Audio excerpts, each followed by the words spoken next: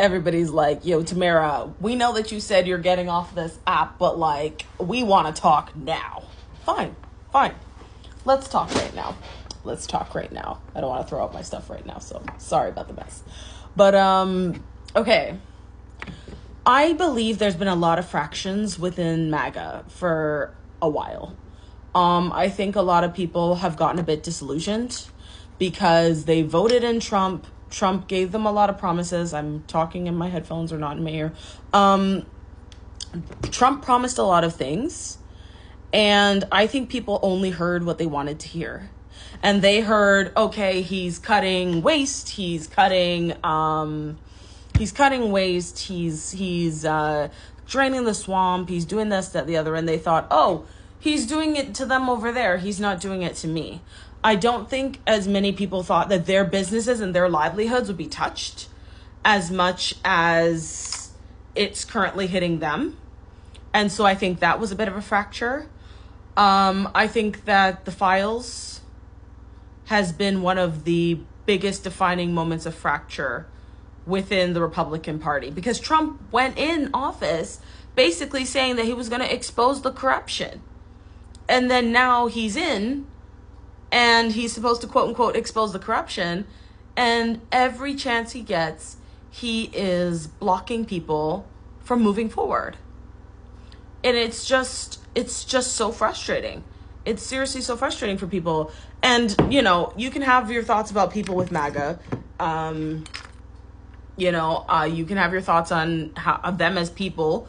But, you know, the one thing that he did say he was going to do that he has not done is release those files. And everybody else was starting to get in line and say, oh, well, you know, the files aren't that important. Oh, well, you know, Trump said there's nothing in there, so we don't need to worry about it. And Charlie was one of the few that said, no, we want to know what's up. We want to know what's in there. Show it to us. You told us you were going to show it to us. Show it to us. Because the reality is, I know some people are trying to label it like, oh, it's a liberal who's doing this. I don't believe it's a liberal. We've seen some images of the shooter. Looks like a Republican. Looks like an incel. But we'll see.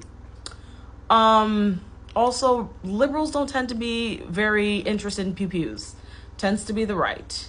You know, I'm sorry. I don't think that this was a hit from the Democrats, because the Democrats have had so many chances to take out Charlie Kirk and they have not. And the one time where he's really making a stink and ruffling some feathers, yeah, that it could be a thing. Now, I did see that there were some people who also were mentioning the fact that Netanyahu asked Charlie to come and see him in Israel, and Charlie said no. And people are making those kind of speculations. At the end of the day, I will make it clear, because TikTok has just banned one of my videos that I thought was quite innocuous. I am not saying anything here is fact. Everything here is alleged. We are just gossiping. We are just spreading rumors. But yeah, that could also possibly be a factor. There are some people who are claiming that the person who committed the act is already back in Israel or overseas. We don't know. We have no idea. But my personal thought is that the files is at the heart of this. That's my thought right now, that the files are the reason why this happened. And it's so weird to me. And a few people have mentioned it. It's like, why was Trump the first person to break the news?